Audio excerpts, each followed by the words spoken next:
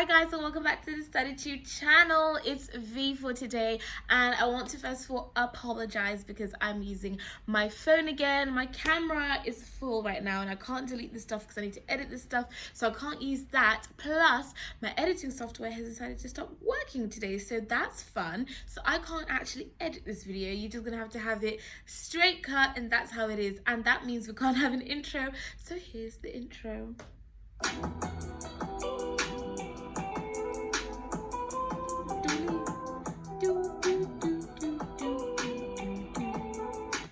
Oh, it's finished. Okay, so that was our intro.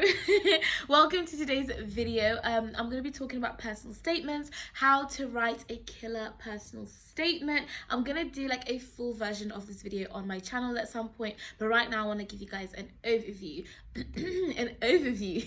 So I need to give you guys a little bit of background just about me in case you don't know me. My name is V and I have just graduated from Oxford University, and I'll be starting Harvard in about a month. So I have quite a bit of experience writing personal statements. In fact, I have it right here. Let's get out of the intro that we've just so poorly played. Can't believe I did that. I have a folder on my Google Drive that's literally called personal statements because that's how many I've written. Okay, I have written like 1, 2, 3, 4, 5. I've written 5 personal statements, but we can call it 4. 1 for the foundation year to get into Oxford University the first time around. The next one was for getting into Oxford for the actual degree. The next one was for my scholarship for Harvard, and then the next one was for actual Harvard. So in total I have 4. Oh, and the 5th one was for UCAS, for like other universities, because I applied for other universities first, then I applied for the foundation year, then I applied for Oxford, then I applied for funding and things from Harvard, then I applied for Harvard. So that's 5 personal statements that I've written in my time, and out of those 5, 4 of them have gotten me in. The one that I didn't get in was for the scholarships and things. Sadly, I didn't get those, but it's all good. We move, we live and we learn. But I did get into Exeter. I can't remember the universities I got into, but I got into 5 universities through my first personal statement before I applied to Oxford. Then I got into the rest. So there we go. I think I'm qualified to tell you guys about personal statements. I don't know, you be the judge. Anyway, we're mumbling and rambling and talking and we haven't even started. So I've got some notes here for you guys right here, and it's just detailing the stuff that I've picked up along the way, and I'm going to read some bits of each personal statement to give you the points that I'm talking about. So the first point that I have about writing a personal statement, a really good personal statement to get you into any institution, you must be confident. You have to 110% be confident. Show and don't tell. So I've always said this before, you've got to show why you're passionate, why you want this, and don't just tell them. So it's pointless saying, I've wanted to be a doctor since the day I was born, full stop. It's like, kind of weak, kind of doesn't tell us anything, kind of just says I'm passionate. But really, are you? We don't know. Do you believe you? We don't know. But if you said something like, I've been volunteering at my local hospital since the age of 10, and I've been shadowing doctors in my spare time, and I've been watching doctor shows and going to lectures where they give you lectures about being a doctor, blah blah blah. That screams, I'm so passionate about this, I even do it in my spare time, and look at how much of it I've done, rather than just saying I'm passionate. Do you know what I mean? And for me, in my let's choose the Harvard personal statement, because that's my favorite one. I don't know why, I just really love that personal statement.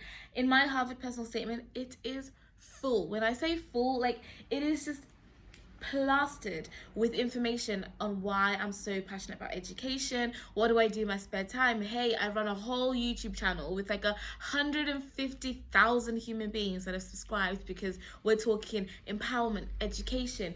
I've been volunteering at my local high school for the past like 2 years for fun in my spare time, teaching GCSE history to GCSE students in a school that's not the greatest, and trying to just help raise aspirations. I've been going around the UK speaking at different events to try and help push access into education. I've been working with the Social Mobility Foundation for this long. I just in my personal statement, you don't even need me to say the words I'm passionate, because it's all over there. Okay. The next thing is, I would say obviously follow the guidelines. Like, you must follow the guidelines for whatever institution you're applying for. What's the word count?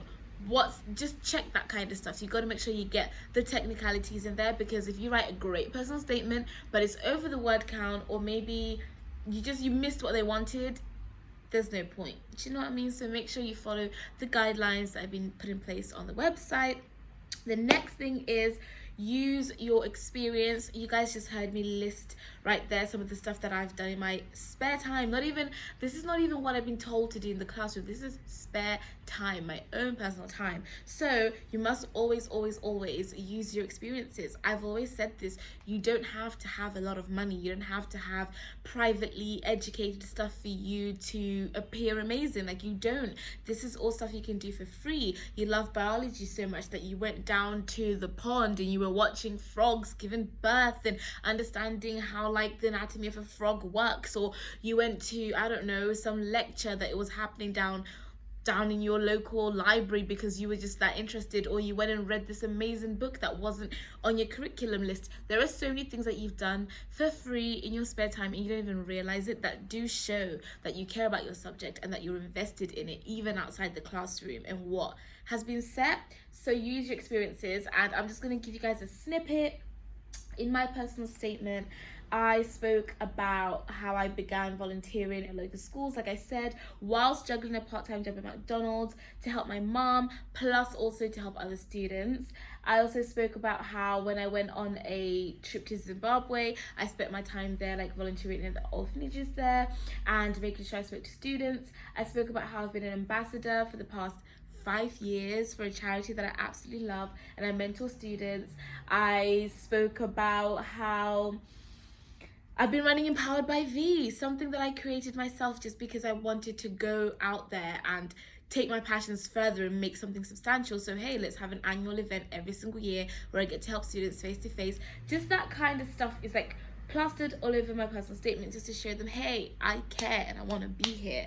The next thing is read it again and read it again and then read it again and then read it to someone else, then get that someone else to read it back to you. Because when you're writing a personal statement, we're often very shy about our achievements as human beings. That's just how we're built. So we kind of either downplay things, or in our heads what we're reading makes sense, but really out loud it doesn't. So if you want to make sure you've proofread, send it to multiple people or read it out loud to multiple people, and you will notice the errors straight away. And obviously it's a good way to save on word count too.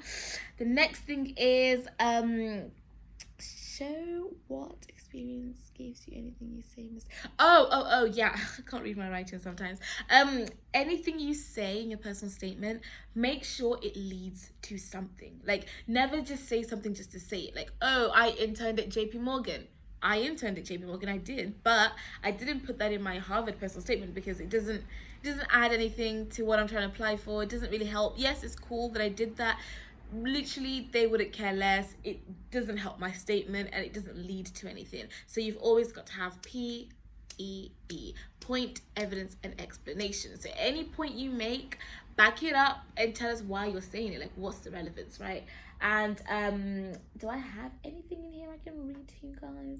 I'm trying to obviously also not read my statement because then I get a little bit shy about it, you know.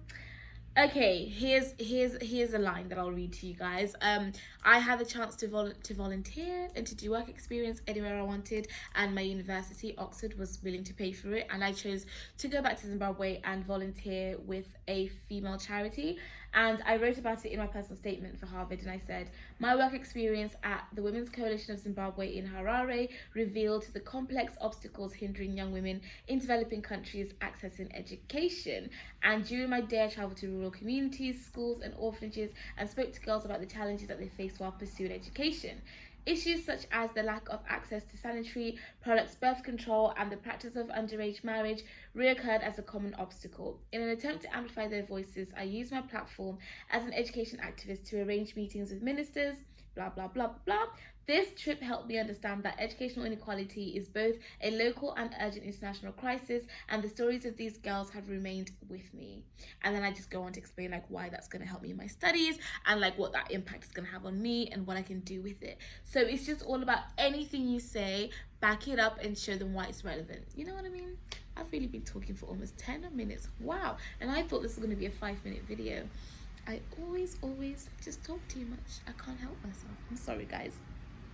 The next point that I had is, essentially show why you're the correct candidate. Your personal statement is there to scream and shout about you. It's there to show them why you are amazing, why they need you, and why you need to be at that institution studying that subject. And every single line of your personal statement has to scream that, unless you're applying to many institutions, which we typically do in the UK, so I understand that. But you've always got to show yourself in the best possible light. Like, these people don't know you, so your personal statement is literally all they know, and you've just got to put your best foot forward. Just go for it, you know. Then I said, do research on what you'll be learning, because it's really crucial that you at least include something in your personal statement about the future and what you're looking forward to and why you want to come and study at that institution or that subject. Because once again, I know that when you're applying in the UK, you apply to like 5 unis, so you might talk more subject based than uni based, whereas I was only applying to Harvard for my master's, so it's very Harvard focused. So in terms of let's leave the Harvard personal statement for now. Let's go to an Oxford one, because that's more UK based and it might be different. Okay, here we go. Why I'm interested in my subject. I was applying for history. I put, my interest in modern political and international history developed while studying Germany and Russia from 1871 to 1914, leaving me intrigued to explore the era responsible for laying the foundations of Western civilizations. The idea of studying ancient political history, deciphering how past leaders and political decisions have had an impact on unfolding events, really interests me. I put really, ew. I find Augustus's journey to power via physically eliminating opponents fascinating, and look forward to exploring how such complex infrastructure was built during a time before advanced machinery. So that is me being like, this is what I did at A-level. This is why I fell in love with the subject, but this is why I'm looking forward to going even further once I'm at Oxford studying. And then I picked a module that I know is going to come up at Oxford, and I put it in there to be like, hey, can't wait to see this part because I'm coming for you, you know. Then I said, do research on what you'll be learning. We said that. Say why you want to study that and at that place. We've already spoken about that. And continue being confident. And my last tip, my literal last tip, I can't read my writing, guys, this is really embarrassing. Why you, why them, and why that degree? I've already said that. So yeah, that is essentially how I wrote my personal statement. It was very much focused on me, what I've done in the past, what I'm doing currently, and what I hope to be doing. And that's kind of the structure that I generally follow in my personal statements. Who am I, so you guys can fall in love with me? What have I been doing this past time before you've met me? What will I be doing, and why am I excited about it? And that's the basic meat. And I always end with like a really good, like, I can't wait to see you guys kind of thing. So I'm gonna read the last line of every statement. I haven't read this back in a while, so hopefully it's good. The last statement for the Oxford personal statement was, in addition, evaluating ancient tattoo machinery in the Pitts Rivers Museum and Alfred's Jewel in the Ashmolean Museum has left me enlightened and excited to progress onto degree level study. Okay, that was quite there, but it's okay. My other one for the foundation year was, this is one of my proudest achievements, and it's shown me that in life you succeed based on merit. I hope to continue my journey of education, hopefully through the foundation year with Oxford University. Okay. My UCAS one was furthering my study of history at a degree level in an environment with like-minded individuals will be a mind-expanding experience, providing me with answers as well as creating new questions. I like that a lot. Okay, and that one was not a personal statement. Then my Harvard one ended with, Quite simply, I want to study international education policy at Harvard so I can sit at the table with other future leaders, turn my passions into solutions, and become an agent of change for current and future generations across the globe. That was a really good one. I like that one. Shall we read that one again? Let's read that line again. That was really strong. I can see the growth of like my personal statements throughout times. Quite simply, I want to study international education policy at Harvard so I can sit at the table with other future leaders, turn my passions into solutions, and become an agent of change for current and future generations across the globe. I mean, come on. I love writing personal statements. I know that's really weird, but I have a literal personal statements folder. Okay, it's been 15 minutes. You guys have suffered me enough. That is the end of my video. I'm sorry for the noise with the wind, the camera on my phone, the no editing thing. Oh, we've got to play the outro, don't we? We've always got to play that outro for you guys. Yeah, that is pretty much it. I hope that this was helpful somewhat. I hope that you guys enjoyed it. I know that you probably didn't because, you know, you didn't ask for this. You didn't ask for it to be me today. You didn't ask to see this video, but here we are. Okay, here we go. Vibe with me, guys. Vibe with me now. I'm just waiting for it to load, and then I will play you guys out, and then we'll be done. A 16-minute video. I did not mean to do that to you. I'm so sorry. Oh, here we go. Here it is.